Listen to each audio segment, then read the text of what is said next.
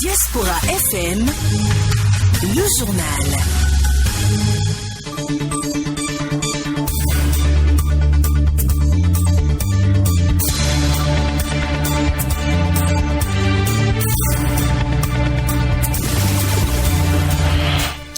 Lundi 14 juin 2021, Madame, Monsieur, bonsoir, merci de nous rejoindre. Voici les titres du journal. La confusion de Sierra Leone sera-t-elle répétée, en tout cas pour le match éliminatoire, comptant pour la 6e journée des éliminatoires pour la CAN Cameroun 2022. Le match reporté entre la Sierra Leone et le Bénin qui devait avoir lieu aujourd'hui en Guinée-Conakry n'a pas démarré. Jusque-là, 6 joueurs sierra-léonais testés positifs au Covid-19. Après les candidats à l'examen du certificat d'études primaires CEP, c'est au tour des candidats de l'examen du brevet d'études du premier cycle BPC, session de juin 2021, d'affronter les épreuves. Ce lundi 14 juin, bien démarré sur l'ensemble du territoire national. L'examen du BPC, 145 934 candidats planchent dans 234 centres de composition. Et puis, actualité africaine, au Mali, le gouvernement désigné le 11 juin dernier s'est réuni ce dimanche pour la première fois autour du Premier ministre Choguel Maïga. Lors de cette rencontre, le chef du gouvernement a divulgué les priorités de l'action gouvernementale. Voilà pour le sommaire de cette édition. Merci de rester avec nous pour les détails à la mise en onde Emmanuel Agodjelou, assisté de Gérard Ronsa. Corneille Aïssé. Direction Conakry, match Bénin-Sierra Leone jusqu'à 12 minutes de 17h. La rencontre prévue pour 17h entre le Bénin et la Sierra Leone n'a pas démarré. À la dernière minute, 6 joueurs sierra-léonais sont testés positifs au Covid-19 et 2 membres de l'équipe d'encadrement. L'information est confirmée par l'expert en Covid-19 de la CAF. La rencontre aura-t-elle lieu? Sera-t-elle reportée? Quelle sera l'issue de cette rencontre entre la Sierra Leone et le Bénin, comptant pour donc les éliminatoires et bien sûr la dernière journée des éliminatoires de la prochaine Coupe d'Afrique des Nations au Tensi? Rappelons déjà que le Bénin est bien sûr en déplacement en Sierra Leone il y a quelques mois. Et bien sûr, s'est retrouvé dans une situation de confusion où les Sierra-Léonais ont détecté 6 joueurs béninois testés positifs. L'affaire portée devant le tribunal arbitral du sport a décidé donc, bien sûr, le tribunal a décidé de rejouer la rencontre ce jour, lundi 14 juin. Et voilà déjà, bien sûr qu'au niveau en terre guinéenne, eh bien, c'est cette fois-ci les Sierra-Léonais qui sont testés positif. On attend de voir la suite de ce dossier. On revient au Bénin avec l'info au plan local. 145 934 candidats planchent depuis ce matin dans les centres de composition pour le compte du BPC 2021. Le 16 juin de Tokpa Domain, dans la commune de Pomassé, département de l'Atlantique, a abrité ce lundi 14 juin au plan national le lancement de l'examen du brevet d'études du premier cycle, suivant un extrait des impressions du directeur des examens et concours, Dr Roger Kouadimon. Cette année, nous comptons un effectif de 145 934 candidats inscrits, dont 47,52% de filles pour 52,48% de garçons. Et ce total compose dans 234 centres sur toute l'étendue du territoire national. Et pour ce qui est du compte du département de l'Atlantique, nous avons un total de 47 centres de composition, dont le centre de CG Tokpa Domain qui abrite le cérémonial officiel de lancement national de la session 2021 du BPC sous l'autorité de Monsieur le ministre Yves Kouaro Chabi. Et en l'occurrence, le centre de Tokpa Domain comporte 586 candidats, dont 293 en série MC et exactement 293 candidats en série ML. Mais au niveau des genres, il y a lieu de faire constater que nous avons dénombré 258 filles pour 328 garçons qui composent au centre du CG Tokpa Domain. Retour dans ce plateau pour continuer, dit que c'est le ministre de l'enseignement secondaire qui a procédé lui-même ce lundi 14 juin 2021 au lancement officiel du BEPC. Écoutons le ministre des enseignements secondaires, techniques et de la formation professionnelle Kouaro, Yves Chabi.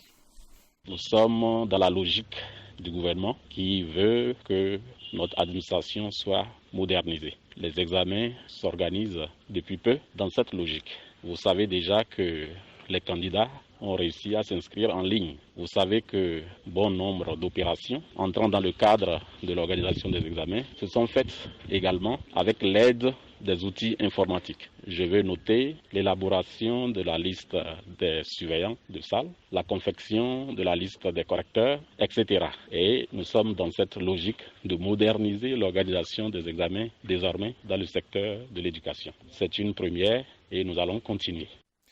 À Abomey-Calavi, c'est le CG1 de la localité qui a abrité le lancement officiel de la commune par le maire Angelo Évariste Awandinou, juste des Fodji, et Laurent Toniquez y était. Voici le compte rendu. 145 934 candidats répartis en 234 centres composent pour le brevet d'études du premier cycle BPC session de juin 2021. 3 jours de composition qui permettront à ces candidats de décrocher ce précieux sésame qui donne accès au second cycle du cours secondaire. Au centre du CG1 à Abomey-Calavi, c'est la première autorité de la commune qui a procédé au lancement officiel des épreuves. Le constat est que tout s'est bien déroulé. Les candidats sont venus à l'heure, les surveillants de salle, les copies ont été distribuées aux apprenants. Le lancement officiel de la première épreuve a été fait. Et nous constatons également que les mesures barrières sont respectées au niveau des candidats,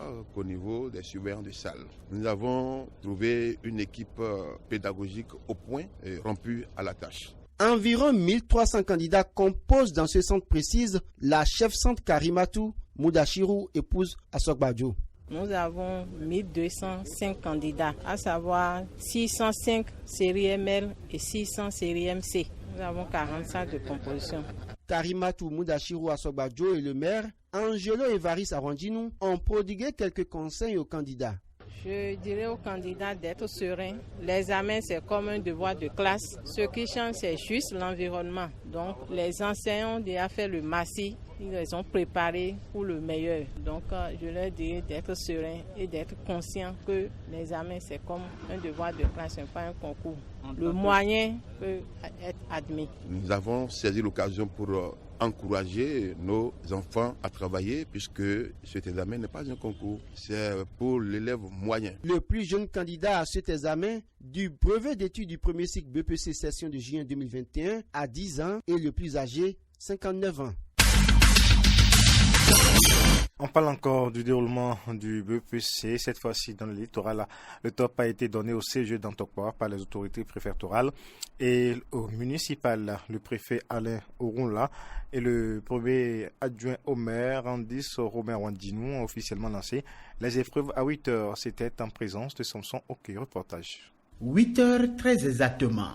Démarrage effectif des épreuves écrites de l'examen du brevet d'études du premier cycle BEPC. Ici, au collège d'enseignement général de Dantokpa, c'est le préfet du département du littoral qui a procédé au lancement officiel des épreuves. Au-delà du respect de la tradition qui voudrait que l'on vienne encourager les élèves, nous avons constaté que les épreuves ont démarré à bonne heure, que les choses ont été bien organisées et j'ai vu des enfants décontractés. C'est bien la preuve qu'ils ont été bien préparés. Nous avons eu une année paisible, sans perturbation et apparemment les enfants ont été soutenus.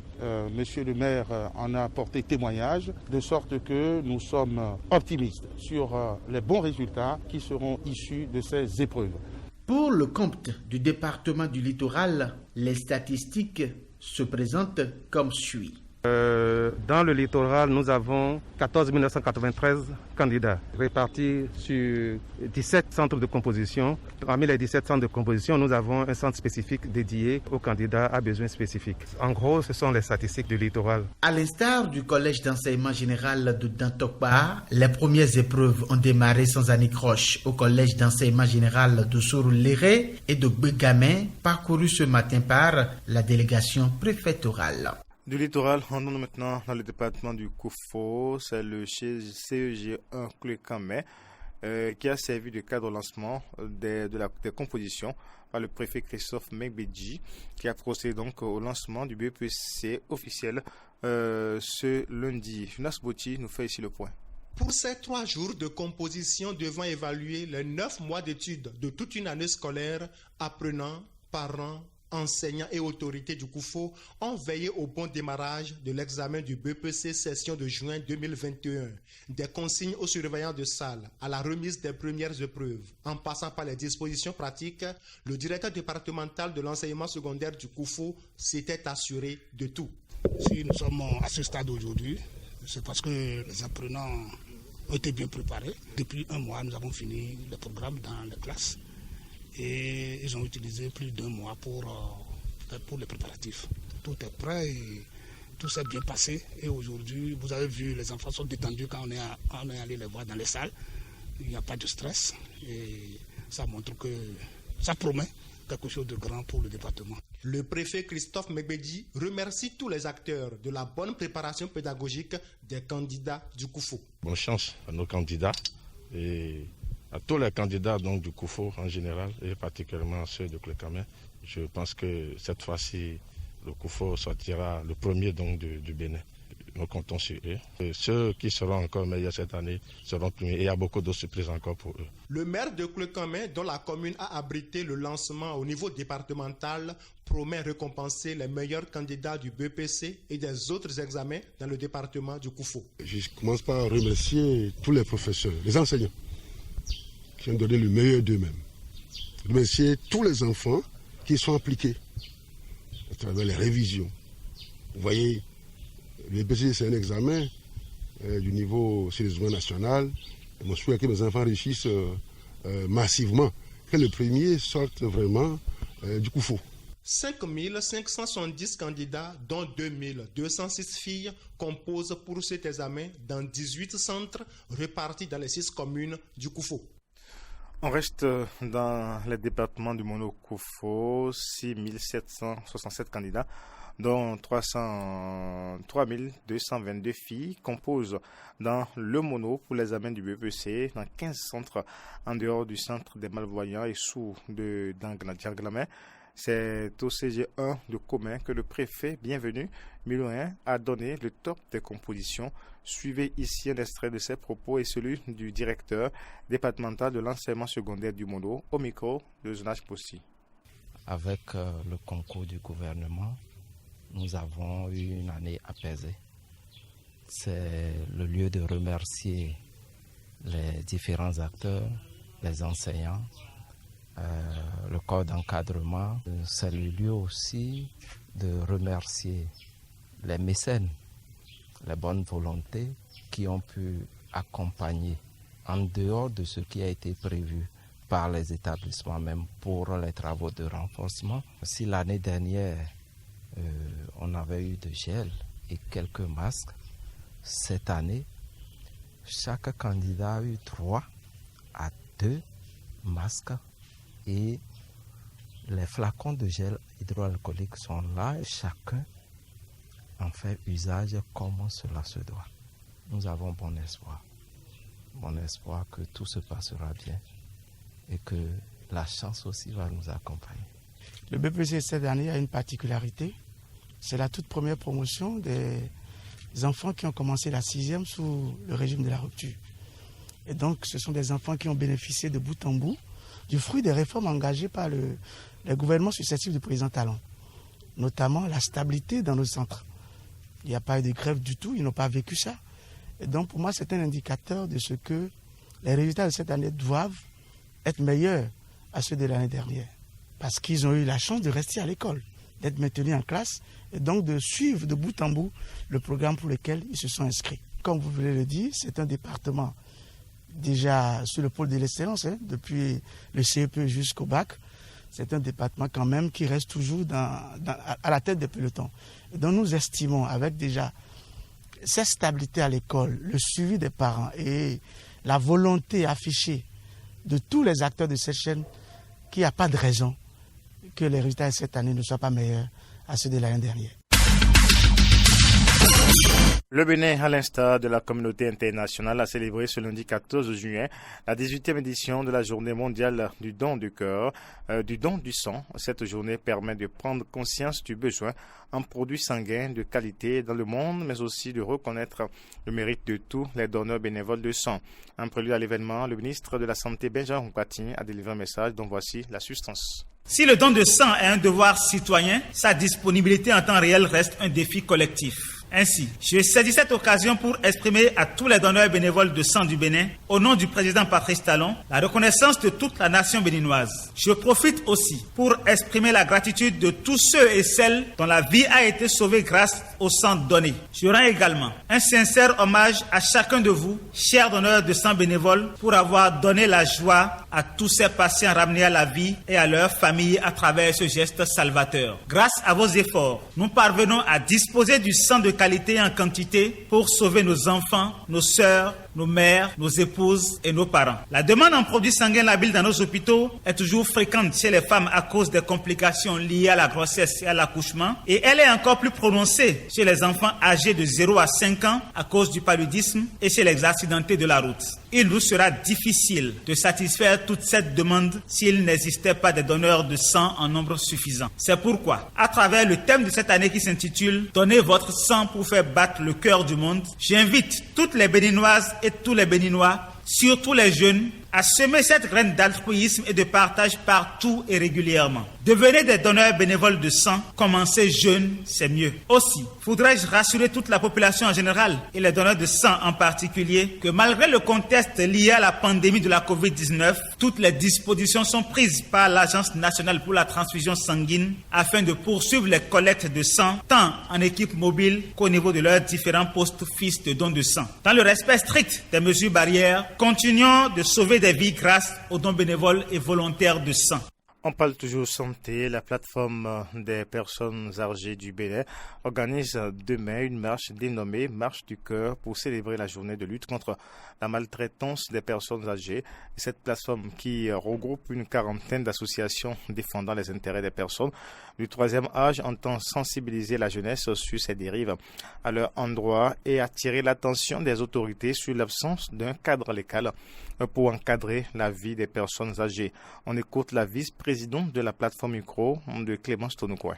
L'objectif de cette marche, c'est d'abord la prise de conscience de ce que c'est que la maltraitance au niveau des personnes âgées. Vous avez aujourd'hui des jeunes gens qui ne veulent rien faire et qui demandent à leurs parents de leur vivant, nous voulons notre héritage. Nous avons des jeunes gens qui tapent, brutalisent leurs parents. Est-ce une bonne chose? Donc, c'est pour amener la génération montante à prendre conscience que aujourd'hui, ils sont jeunes. Hier, nous étions aussi, nous, des jeunes. Et demain, ils seront les personnes âgées. Et le credo même de la plateforme, c'est personnes âgées. Nous sommes des personnes ressources et non des charges. Nous voulons amener aussi nos autorités à savoir que l'éducation, l'école a déserté le forum aujourd'hui. Parce que la morale qui était à la base de la société africaine et singulièrement de la société béninoise, cette morale-là aujourd'hui n'existe pas. L'itinéraire de la marche, c'est de l'étoile rouge jusqu'à la bourse du travail, en passant devant le commissariat central, devant le hall des arts, et le point de chute sera la bourse du travail où on pourra s'asseoir, se désaltérer, se donner des conseils, se revigorer et pour prendre encore mieux le départ pour des ressources encore plus grandes. Et ceux qui ne peuvent pas faire ce parcours d'environ 2 km peuvent encore prendre la distance qui leur convient. Toute personne âgée qui se sent concernée par cette lutte contre la maltraitance des personnes âgées, il serait bon que toutes ces personnes-là se joignent à nous. Les nouvelles africaines et internationales. L'actualité du Bénin, le ministère algérien de la Communication a annoncé dimanche que l'accréditation de France 24 soit retirée en raison de son hostilité manifeste. La chaîne d'information internationale a réagi en soulignant que sa couverture de l'actualité algérienne se faisait dans la transparence, l'indépendance et l'honnêteté. Une nouvelle attaque, la quatrième en un peu plus de 2 mois, a eu lieu samedi en Côte d'Ivoire. À la frontière avec le Burkina Faso, au moins 3 militaires ivoiriens ont été tués. Selon un bilan provisoire, le Sahel est en proie aux attaques et attentats meurtriers d'une myriade de groupes djihadistes liés soit à Al-Qaïda, soit au groupe État islamique, implantés dans des zones largement délaissées par les pouvoirs centraux. Outre le Sahel, les groupes djihadistes frappent à intervalles réguliers dans les pays de Golfe de Guinée depuis plusieurs années, notamment la Côte d'Ivoire. Le Tchad, à présent, le comité chargé de désigner les futurs membres du Conseil national de la transition, CNT, a été mis sur pied par décret le 13 juin 2021. Le CNT fera office de Parlement pendant les 16 mois restants de la transition.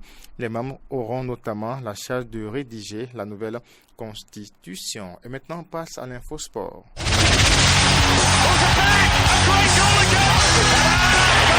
Tout le sport.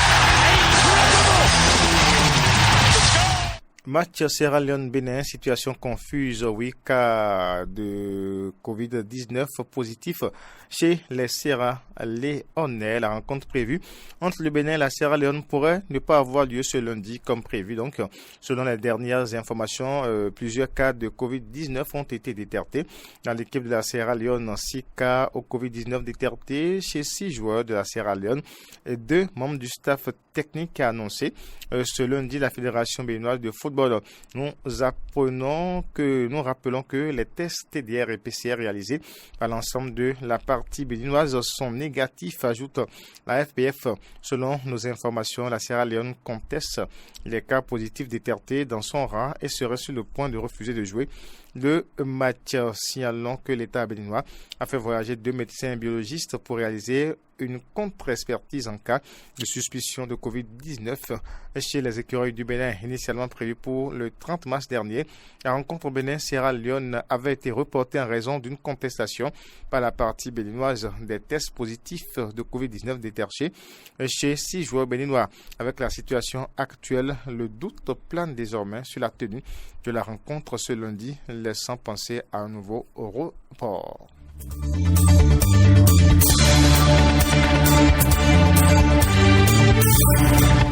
Et c'est tout pour cette édition. Mesdames, Messieurs, merci de votre aimable attention à la mise en onde. Emmanuel Abou-Dielou, assisté de Gérard Roussa au micro Corneille Haïssé. Passez d'agréables moments de la soirée en compagnie de nos programmes, la 102.3. Je vous retrouve demain sur le 19h. Au revoir.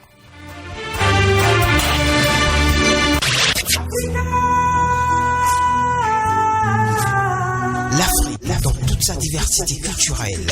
Diaspora FM.